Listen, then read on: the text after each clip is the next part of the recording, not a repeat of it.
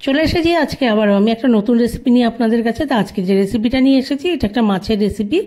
একদম সিম্পলভাবে করছি রান্নাটা। আমি সর্ষে বাটা দিয়ে এই মাছটা রান্না করছি, কিন্তু এই মাছটা খেতে খুবই সুস্বাদু একটা মাছ। মাছে কোনো কাঁটা নেই, এই মাছটা খেতেও ভালো লাগে। এই মাছটা করেছি আমি সর্ষে বাটা দিয়ে ঝাল, খুব সহজে হয়ে গেছে, একদম মিনিমাম ইনগ্রিডিয়েন্টসে কিন্তু এই রান্নাটা আমি করেছি। নমস্কার, আমি মৌমিতা চলে এসেছি একটা নতুন রেসিপি নিয়ে আজকে মৌমিতার হেসেল চ্যানেলে।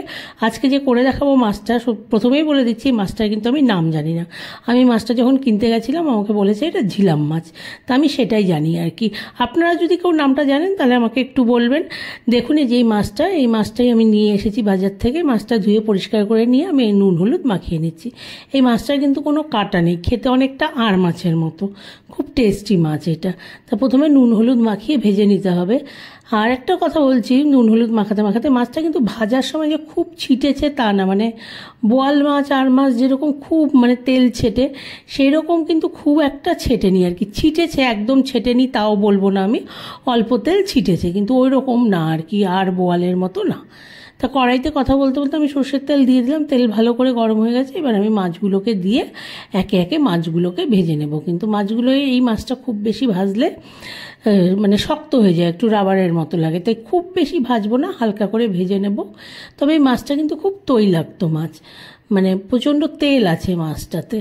তাই এবার ভেজে নেওয়া হয়ে গেছে, গিয়ে দেখতেই পাচ্ছেন আমি হালকা করে ভেজে নিয়েছি। এবার মাছগুলোকে আমি তুলে নেব। মাছগুলো ভাজা হতে থাক ওদিকে, এদিকে আমি সর্ষের একটা পেস্ট করে নিচ্ছি। মেনলি এই রান্নাটা আমি সর্ষেই ব্যবহার করব।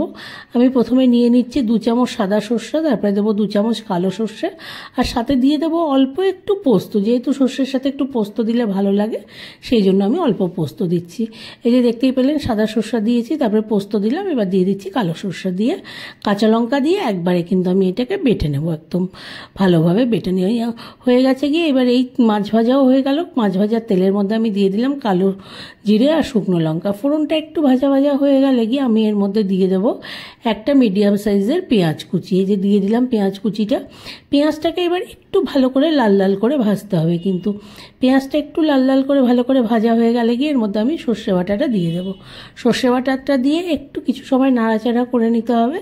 তারপরে এর মধ্যে আমি দিয়ে দেবো পরিমাণ মতো জল। এই রান্নাটা, এই মাছটার ঝোলটা একটু গা মাখা হলেই ভালো লাগে, সেজন্য খুব বেশি মানে ঝোল করব না আর কি, একটু গা মাখা করে করব।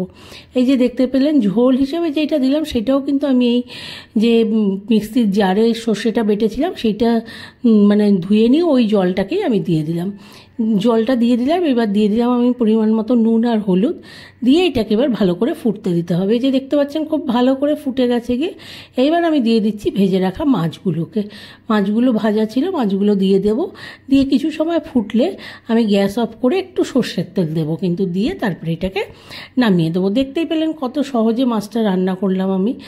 আবারও বলছি আপনাদেরকে, মাছটার নাম আপনারা যদি কেউ জানেন আমাকে একটু বলবেন। কিন্তু এই যে একদম রেডি হয়ে গেছে কি, এবার সর্ষের তেল দিয়ে দিলাম, দিয়ে এটা রেডি। এখন এটাকে এবার আমি সার্ভিং বলে সার্ভ করে দিচ্ছি। কিন্তু তাই মাছের ঝোলটা, মাছ আর কি বলবো, এটা তো একমাত্রই ভাতের সাথেই ভালো লাগবে, আর কোনো কিছুর সাথে ভালো লাগার কোনো অপশান নেই। মাছ এমন একটা জিনিস, বাঙালি মানে মাছ হলে আর কিছু চায় না আর কি। আর প্রথম পাতে মাছের ঝোল ভাত হলে তো আর কথাই নেই। তো দেখতেই পেলেন কত সহজে আমি রেসিপিটা করলাম। তাই রেসিপিটা ভালো লাগলে একটু লাইক করবেন, শেয়ার করবেন, কমেন্ট করবেন। আমার চ্যানেলটাকে প্লিজ প্লিজ সবাই সাবস্ক্রাইব করবেন। সবাই ভালো থাকবেন। অনেক